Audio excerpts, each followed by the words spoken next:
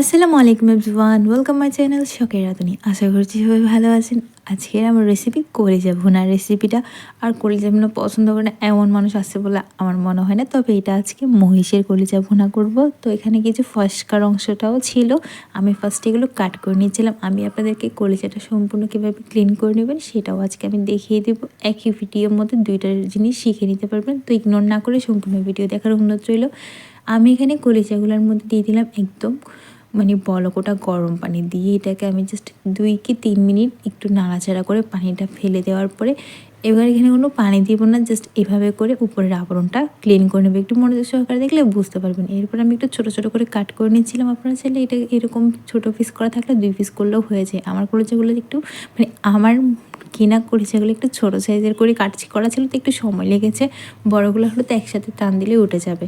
Fry প্যানে দিয়ে দিলাম বেশ কিছুটা তেল, এলাচ, লবঙ্গ, দারচিনি, কালো গোলমরিচ, তেজপাতা, শুকনো মরিচ দিয়ে দিলাম ফোড়নের জন্য, দিয়ে দিয়েছিলাম জিরা। এরপর এখানে পেঁয়াজ বাটা দিয়ে দিলাম আদা রসুনের পেস্ট, এরপরে দিয়ে দিলাম টমেটোর পেস্ট। টমেটোর পেস্টের মধ্যে আমি সরিষার পেস্টটাও একসাথে ব্লেন্ড করে নিয়েছিলাম।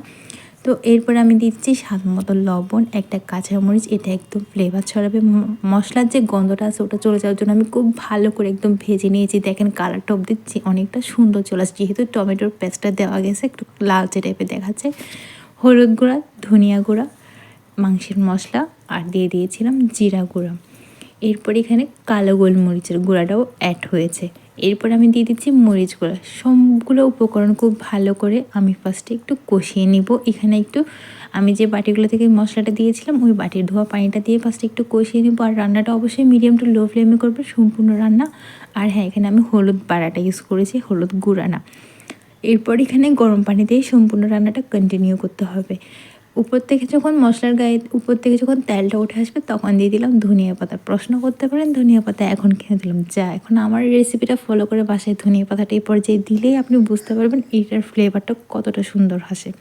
মশলাটা দেখেই বুঝতে পারতেছেন কত ফাইনভাবে আমি কষিয়ে নিয়েছি। আপনারাও খুব ভালোভাবে মশলাটা কষিয়ে নেবেন। এরপরে আমি দিয়ে দিচ্ছি মহিষের কলিজাগুলা, কলিজা অংশ বিশেষগুলা দিয়ে আমি ফার্স্টে এটাকে 3 মিনিট মতো একটু ভালো করে কষালাম। এরপরে একটু গরম পানি দিয়ে আমি এটাকে একদম ভালো করে সেদ্ধ করে নিব। দেখেন এটা কিন্তু অনেকটা সেদ্ধ হয়ে গেছে, কালারটাও চেঞ্জ হয়ে চলে আসছে। তো আমি একদম লাস্টের দিকে এখানে টমেটো আর ধনিয়া পাতা দিয়ে দিচ্ছিলাম। আশা করেছি আমার রেসিপিটা আপনাদের পছন্দ হয়েছে। যদি ভালো লাগে থাকে তাহলে অবশ্যই কমেন্ট করতে ভুলবেন না। আমার চ্যানেলে সাবস্ক্রাইব করে দেবেন এবং পাশে থাকা বেল আইকনে ক্লিক করে দেবেন। যারা এই কাজটা করে ফেলছেন তাদের অনেক অনেক ধন্যবাদ। আর হ্যাঁ, অবশ্যই স্বাদ মতো লবণটা চেক করে নেবেন, বুঝছেন? আসসালামু আলাইকুম, ভালো থাকবেন।